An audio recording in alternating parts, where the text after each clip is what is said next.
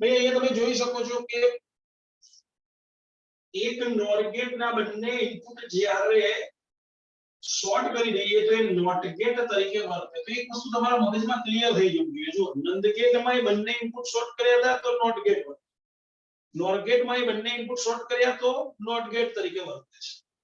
બીજું મને એટલી ખબર પડે કે જ્યારે એક જ ઇનપુટ હોય તો નોટ ગેટ તરીકે જ વર્તે. ઓકે, હજી 14.15 માં બીજી આકૃતિ છે. સાંભળો ને સર. હા બોલ બેન. સર હા બોલ. આપણે એક્ઝામ માં ડાયરેક્ટ આવી રીતે લખીએ, આપણને યાદ હોય તો ચલાવી લે લોકો. હાસ તો આ રિયલ માં જે કરાવું છું ને નીટ માટે અને જેડબલઈ માટે કરાવું છું, આ બોર્ડમાં નાખું છે. આ ગેટ જે છે ને એ બોર્ડના દાખલાઓમાં નાખું છે. આવું જેમાં આયેલું છે. હા એટલે હું એ તો તને કહું છું, જેડબલઈ માટે જાવ. જેડબલઈ માં તો તું કઈ રીત કરે છે એની સાથે મતલબ જ નથી. અને એમ છતાંય તું આમાંથી ગમે તે રીત કરે કોઈ ફેર નથી પડવાનો પરીક્ષા. બોર્ડમાં પૂછાય તો. ચલો હવે અહીંયા ધ્યાન રાખજો. હવે 3 નોર ગેટ આપેલા છે આકૃતિમાં.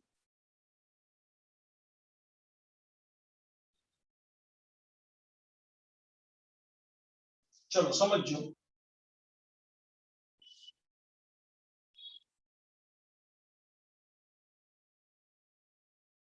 પહેલો નોર ગેટ, આ બીજો નોર ગેટ,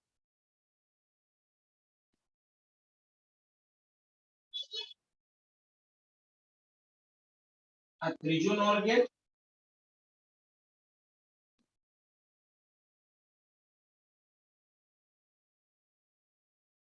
જો ભાઈ અહીંયા આગળ આપણને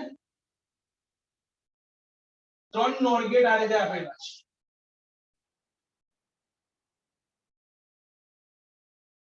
ઓકે, હવે તમને ખબર છે કે નોર ગેટ ના બંને ઇનપુટ શોર્ટ કરેલા હોય તો નોટ ગેટ તરીકે વર્તે. એટલે અહીંયા a હોય તો અહીંયા a બાર લખી શકાય. તો આ a છે, બંને ઇનપુટ શોર્ટ છે એટલે a બાર. આ b છે, બંને ઇનપુટ શોર્ટ છે એટલે b બાર. હવે આવશે a બાર પ્લસ b બાર. કેમ? પહેલા આવે ઓર ગેટ અને પછી નોટ ગેટ અને પછી એનો ઇન્વર્સ એટલે a બાર પ્લસ b બાર નો બાર, જેને આપણે y કહીએ. ઓકે, હવે એનું ટ્રુથ ટેબલ બનાવીએ છીએ. એનું ટ્રુથ ટેબલ બનાવું છું. a b, a bar b બાર, પછી અહીંયા શું જોઈએ છે? a બાર પ્લસ b બાર જોઈએ છે.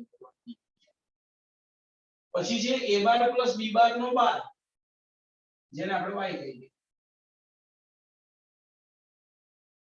ચલો શરૂઆત કરીએ છીએ.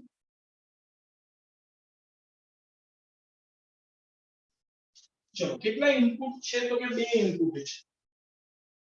એટલે 2 એટલે 4 પોસિબિલિટી, જે ચારે ચાર કોમન છે લખી નાખી. ચલો પહેલા a 0 અને b પણ 0. તો a બાર b બાર, તો a 0 છે તો a બાર 1, b 0 છે તો b બાર 1. ચલો હવે a બાર પ્લસ b બાર, તો 1 પ્લસ 1 એટલે 1 અને પછી એનો ઇન્વર્સ એટલે 0. ચલો બીજી પોસિબિલિટી a0 b1. ચલો a0 છે તો a બાર થશે 0 નો ઇન્વર્સ 1 અને b1 છે માટે b બાર થશે 1 નો ઇન્વર્સ 0. ચલો હવે a બાર પ્લસ b બાર એટલે 1 વત્તા 0 એટલે 1 અને હવે એનો ઇન્વર્સ એટલે 0. ચલો ત્રીજી પોસિબિલિટી a1 b0. ચલો a1 છે માટે a બાર થશે 1 નો ઇન્વર્સ 0 અને b0 છે માટે b બાર થશે 1. ચલો ભાઈ હવે a બાર પ્લસ b બાર એટલે 0 વત્તા 1 એટલે 1 અને એનો ઇન્વર્સ એટલે આ 0. ચોથી પોસિબિલિટી a b બંને 1. a1 છે માટે a બાર થયો 0 અને b પણ 1 છે એટલે b બાર પણ છે. ચલો હવે a બાર વત્તા b બાર 0 વત્તા 0 એટલે 0.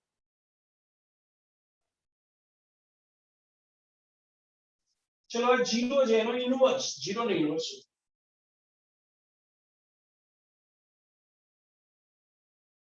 આ થઈ ગયું ટ્રુથ ટેબલ. ધ્યાનથી જુઓ આ ટ્રુથ ટેબલ ને, જ્યારે બંને ઇનપુટ 1 છે ત્યારે જ આઉટપુટ 1 છે, બાકી બધી કન્ડિશનમાં 0 છે. ભાઈ આવું તો ક્યારે થાય? એન્ડ ગેટમાં. ધેટ મીન્સ આ ગેટ કઈ રીતે વર્તે? એન્ડ ગેટ તરીકે વર્તે. એટલે આ થઈ ગયો એન્ડ ગેટ.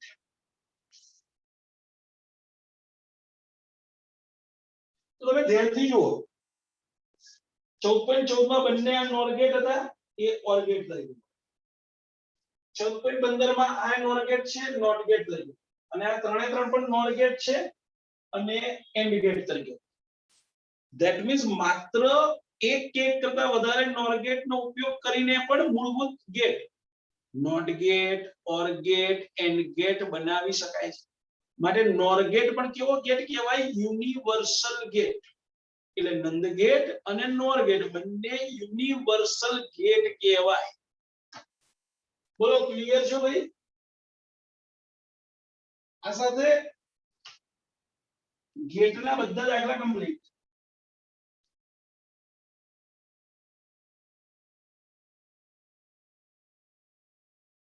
બોલો ક્લિયર? હા સર. ચલો ભાઈ, હવે એના સ્વાધ્યાયના આગળના દાખલાઓ બધા જોઈએ. ચલો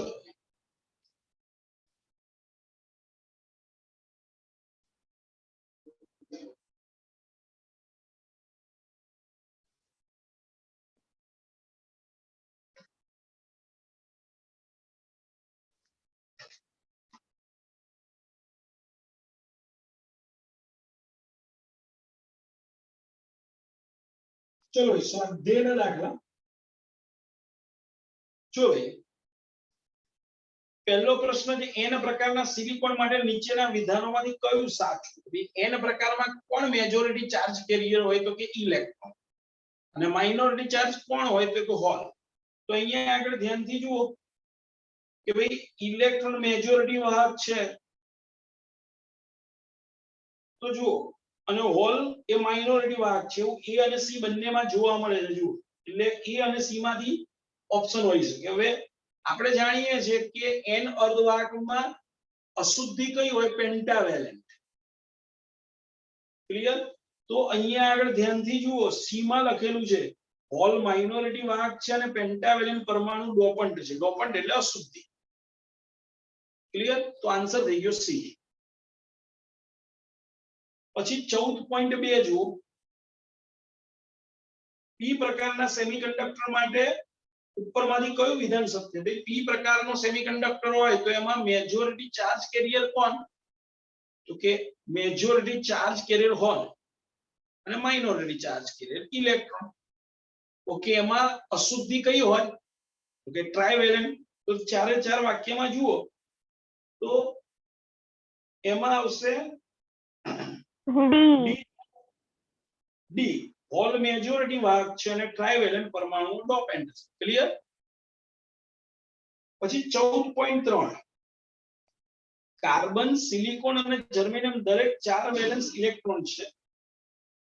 તો એમનામાં બેન્ડ ગેપ માટે કયું વિધાન સાચું છે? કયા કયા છે? કાર્બન, પછી સિલિકોન અને જર્મેનિયમ.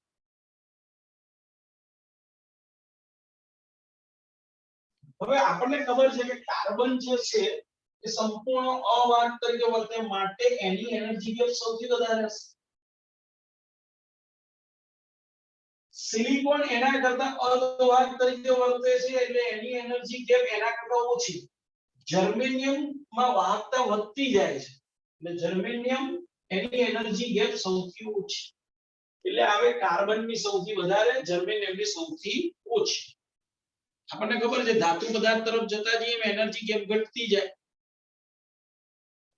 ધાતુમાં 0 હોય.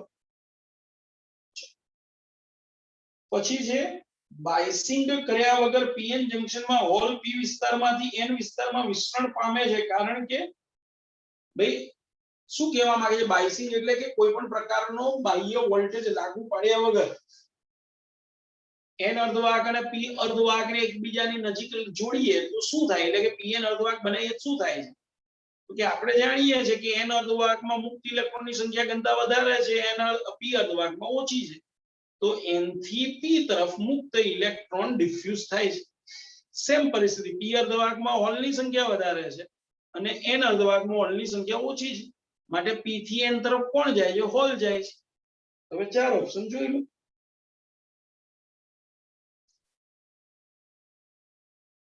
તો જો સી આવશે p વિસ્તારમાં હોલની સંખ્યા ઘનતા n વિસ્તાર કરતા વધુ હોય છે ચાલો પાંચમો જુઓ જ્યારે pn જંક્શનને ફોરવર્ડ બાયસ આપવામાં આવે ત્યારે તમે ફોરવર્ડ બાયસ આપો એટલે શું થાય ફોરવર્ડ બાયસ આપો એટલે કે pn જંક્શન ડાયોડમાં ડેપ્લેશન સ્તર ઘટે એટલે પોટેન્શિયલ બેરિયર ઘટે ક્લિયર તો અહીંયા જુઓ તો પહેલું જ છે પોટેન્શિયલ બેરિયર ના એમાં ઊંચાઈ વધારે એટલે સી માં જુઓ પોટેન્શિયલ બેરિયરની ઊંચાઈ ઘટે એટલે સી જવાબ આવશે ચલો છઠ્ઠો અર્ધ તરંગ રેક્ટિફિકેશનમાં ઇનપુટ આવૃત્તિ 50 હર્ટ્ઝ છે ધ્યાન રાખજો આ છઠ્ઠો દાખલો એમસીક્યુ માટે ખાસ યાદ રાખવાનો આ પણ એમસીક્યુ માટે ખાસ યાદ રાખવાનો છે છઠ્ઠામાં શું કહે છે કે ભાઈ તમે જે ઇનપુટ આપો છો એ ઇનપુટની ફ્રીક્વન્સી છે 50 હર્ટ્ઝ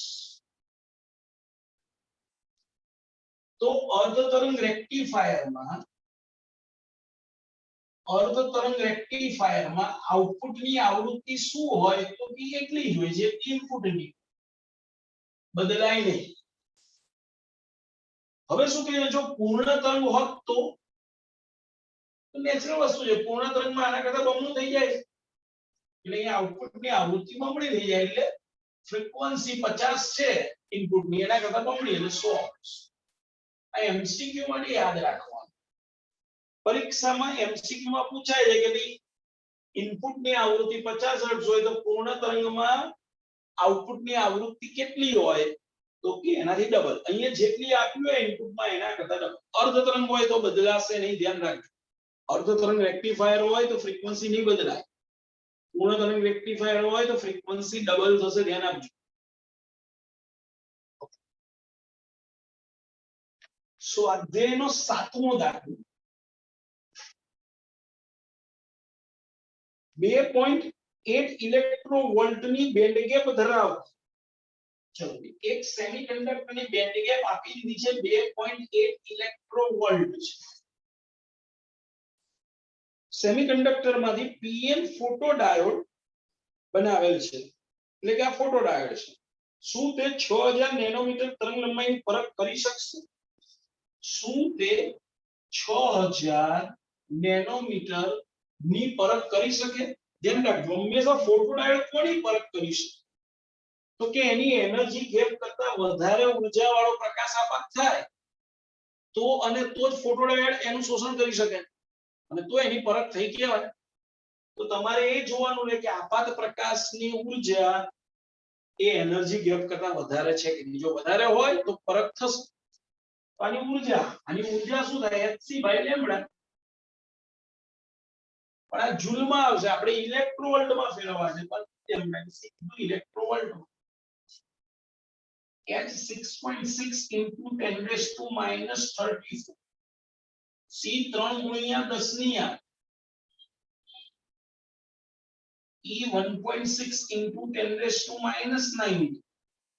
લેમ્બડા 6000 નેનોમીટર છે એટલે 6000 ગુણ્યા 10⁻⁹ that means 6 ગુણ્યા 10⁻⁶ નેનોમીટર છે એટલે 10⁻³ કપાઈ ગઈ 10⁻⁹ માંથી 3 ગયા 10⁻⁶ 19 ને 6 તો 19 ના 6 થાય 2.06 બરોબર ને ચલો હા અને ઘાતાંક કેટલી થઈ ગઈ જો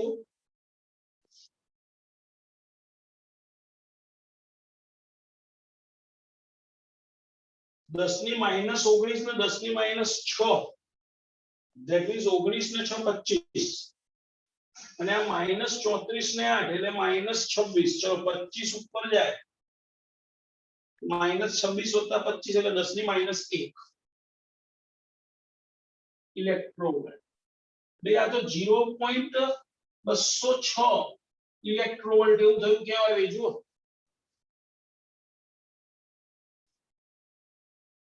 એનર્જી ગેપ છે કેટલી 2.8 ઇલેક્ટ્રોવોલ્ટ. એના કરતા કેવી છે ઓછી એક વધારે છે ઓછી. ધેટ મીન્સ કે પરખ ના કરી શકે. એટલે આપણે એ લખવાનું is less than Eg માટે ફોટોડાયોડ આ પ્રકાશની પરખ ન કરી શકે.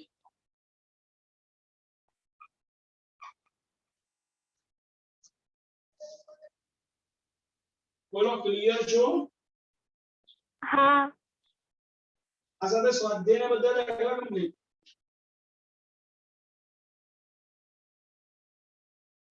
આ ચેપ્ટરમાં તો સર થિયરી પૂછવાની સંભાવના વધારે. હવે મેં તમને જે આપ્યા છે જુઓ મેં આમાંથી 3 માર્ક છે, 4 માર્કના છે નહીં. હા તમે તો થિયરી જ આપી. આમાંથી થિયરી જ પૂછાય. એક દાખલો તમે જોઈ શકો છો કે આગળ બધા દાખલા સ્વાધ્યાયના બધા એમસીક્યુ હતા. તમે આપ્યું છે થિયરીમાં. અમે થિયરીમાં જ આપી આ ચેપ્ટર. હા હું એમ જ કહું છું. હા જો ઉદાહરણમાં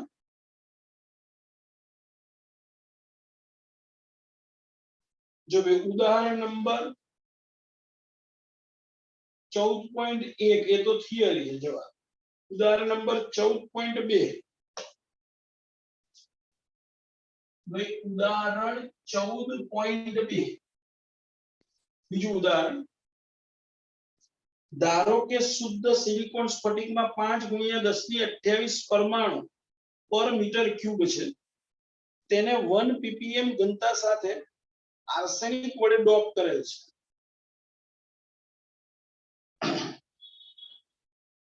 ઇલેક્ટ્રોન અને હોલની સંખ્યા ગણો. Ni બરોબર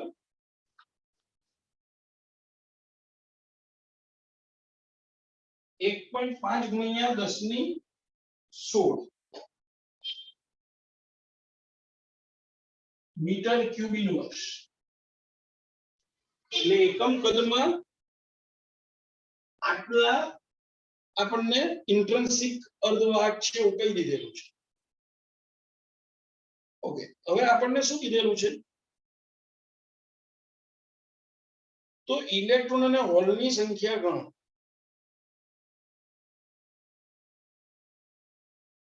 તો આવું કહી શકાય કે લગભગ આમાં Ne અને NH બંનેની કિંમત લગભગ સમાન લઈ લઈશું. રિયલમાં તો આપણે કીધેલું છે 1 ppm જેટલી આર્સેનિક ડોપ કરેલ છે. પણ 1 ppm એ બહુ જ નાની કિંમત થઈ અને તેથી આપણે લગભગ એ જે ડોપર એટલે કે જે અશુદ્ધ આર્સેનિક ઉમેરી છે એને આપણે અવગણી શકીએ એમ છે. એને અવગણી લઉં. જો એને અવગણી લઉં તો થશે શું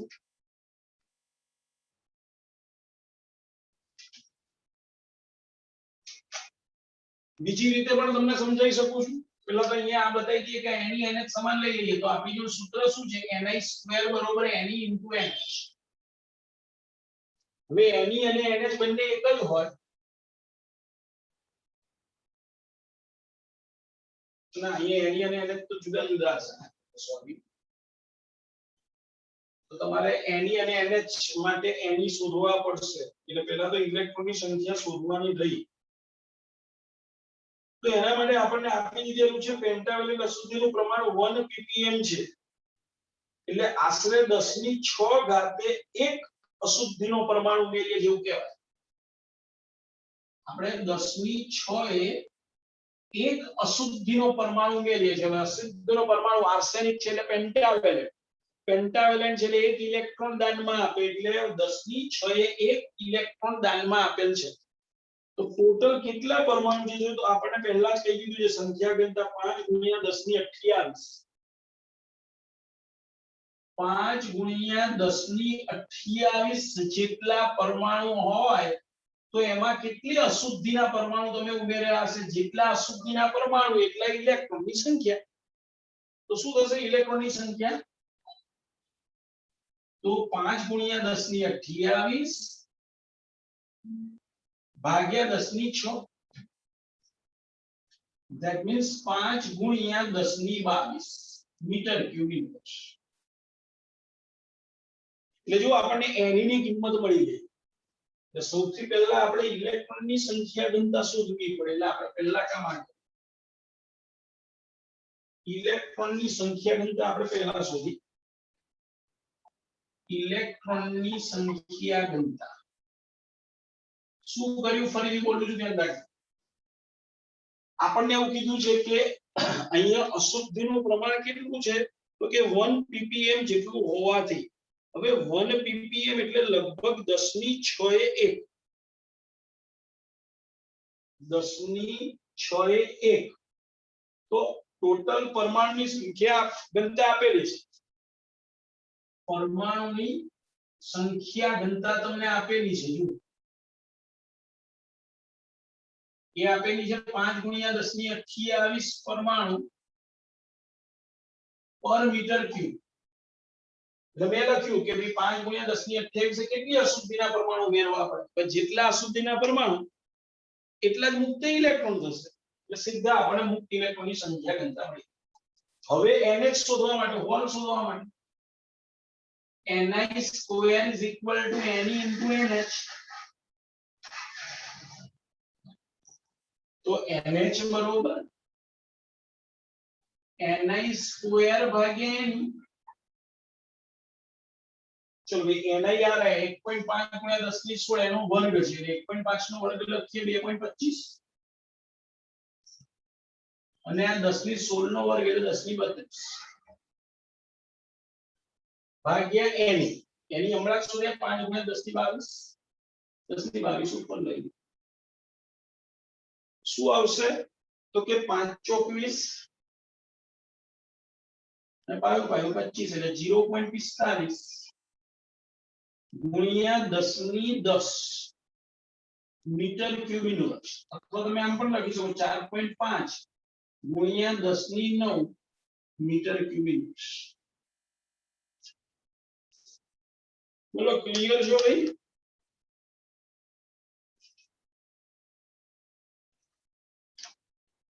ભાઈ ખ્યાલ આવ્યો છે દરેકને હા હા ચલો એના પછી સીધો આવશે ચોથો દાખલો જો ઉદાહરણનો ચોથો દાખલો આયો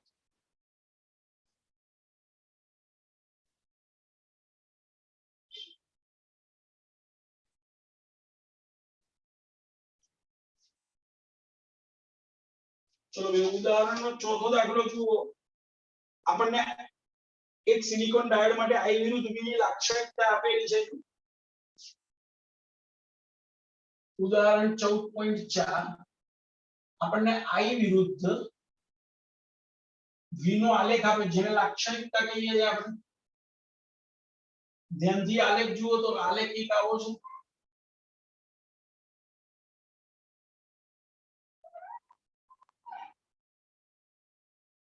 આવો આલેખ આપેલો છે આ મિલી એમ્પિયર ના ક્રમમાં છે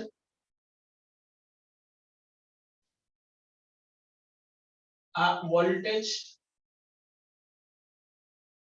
આ ફોરવર્ડ બાયસ નો વોલ્ટેજ આ રિવર્સ બાયસ નો વોલ્ટેજ એટલે આ VR તરીકે બતાવેલું છે આ રિવર્સ બાયસ નો પ્રવાહ અને IR કીધેલું છે જે માઇક્રો એમ્પિયર ના ક્રમમાં છે ઓકે અહીંયા આગળ બધા મૂલ્યો કઈક આપેલા છે અહીંયા 10 મિલી એમ્પિયર છે ત્યારે અહીંયા 0.7 બતાવેલું છે પછી 15 મિલી એમ્પિયર છે ત્યારે 0.75 બતાવેલું છે અને 20 મિલી એમ્પિયર છે ત્યારે 0.8 વોલ્ટ બતાવેલું છે.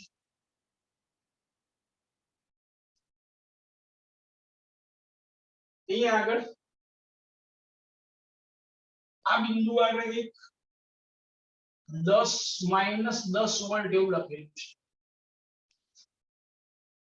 ઓકે, ચલો શરૂઆત કરીએ. પહેલા લખેલું છે કે જ્યારે આઈડી બરોબર 15 મિલી એમ્પિયર હોય ત્યારે, એટલે કે ડાયોડ નો પ્રવાહ જ્યારે 15 milli ampere that means forward bias, ત્યારે અવરોધ કેટલો? ચલો ભાઈ, મારે અહીંયા અવરોધ શોધવાનો છે. આપણને ખબર છે અવરોધ શોધવો હોય શું કરવું પડશે? ફોરવર્ડ બાયસ નો અવરોધ શોધવા માટે આપણે ઢાળ લેવો પડે. આ ઢાળ લીધો કહેવાય તો આ કાટકોણ ત્રિકોણ બની ગયો. આ ડેલ્ટા આઈ થશે, આ ડેલ્ટા વી થશે. ચલો ભાઈ, પહેલા અવરોધ એટલે ડેલ્ટા વી બાય ડેલ્ટા આઈ.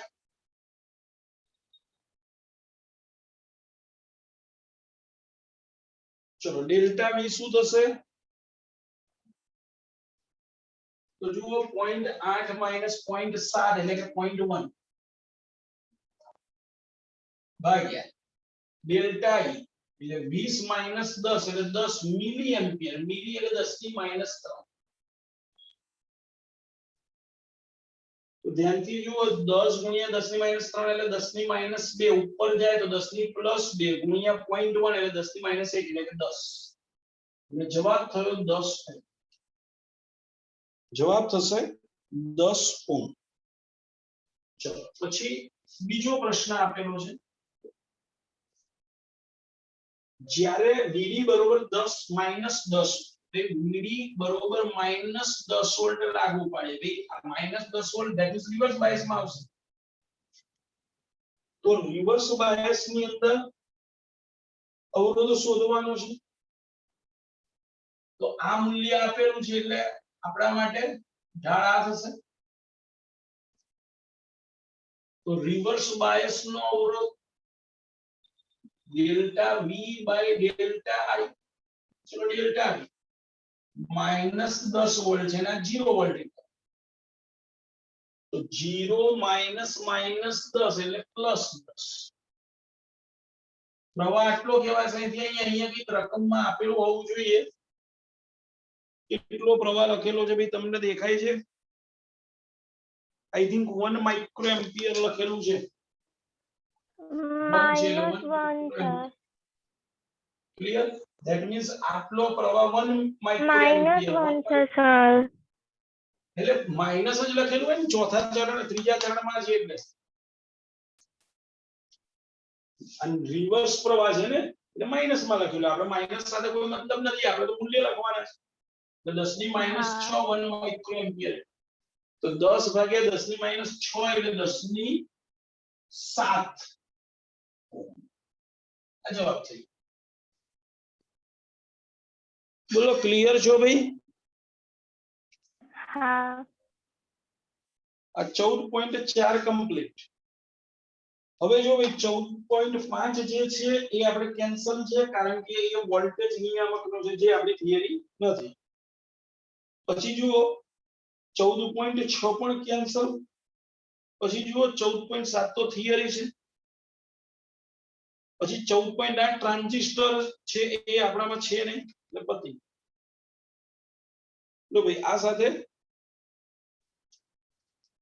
આ ચેપ્ટરના બધા જ દાખલા કમ્પ્લીટ. આ સાથે એવું કહી શકાય કે 12th ફિઝિક્સ કમ્પ્લીટ.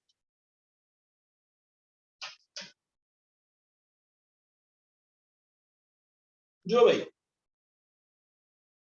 હવેથી રોજ જો મેં છેલ્લે તમને હમણાં છે ને એક પેપર સેટ મોકલ્યો છે. 2-3 દિવસ પહેલાના જેમાં તમે જોશો ને તમને મળશે એ પેપર સેટ મોકલ્યો છે. એ પેપર સેટના તમારે દર 2 દિવસે પેપર લખવાનું છે. એટલે એની એમસીક્યુ ની ચર્ચા આપણે કરીશું. ક્લિયર? અને થિયરી તમારે લખીને રાખવાની છે, પછી અહીંયા મને મોકલાવાની છે. ક્લિયર? ફરી બોલું છું, ધ્યાન રાખજો. મેં જે પેપર સેટ મોકલ્યો છે એ પેપર સેટ એમાં ફિઝિક્સના જે પેપર છે એમાં 1 by 1 દર 2 દિવસે એક. એટલે ફાયદો શું થશે, એમાં 50 MCQ તમે કરશો ને તો એ 50 MCQ માંથી જે MCQ ના આવડે એની ચર્ચા થશે. ક્લિયર? નંબર 2, તમને ખબર પડશે કે તમને કઈ થિયરી નથી આવડતી. જે નથી આવડતી એ થિયરીનું લિસ્ટ બને એટલે આપણે લેક્ચરમાં એને ગોઠવી શકીએ. બોલો, ક્લિયર છો? ખ્યાલ આવ્યો છે નહીં? હા. ઓકે, તો મળીએ નેક્સ્ટ લેક્ચરમાં. હા, નેક્સ્ટ લેક્ચર નેક્સ્ટ લેક્ચર તો ડાઉટ નો હશે ને? હા, ડાઉટ ના જ હશે. હવે આજે 11મું ચેપ્ટર સોરી 10મા ચેપ્ટરના ડાઉટ ચલાવવાનો છું. જેને ડિફિકલ્ટી હોય એ 3:45 જોડાઈ જજો.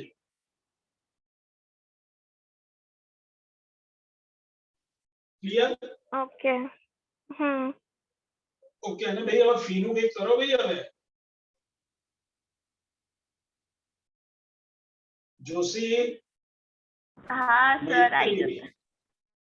આવી જશે એમ નહીં, અત્યારે જ મારે સૌથી વધારે હા જરૂર છે. સર, આવી જશે.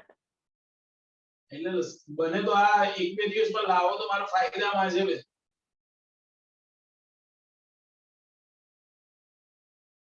ઓકે, મળીએ નેક્સ્ટ લેક્ચરમાં.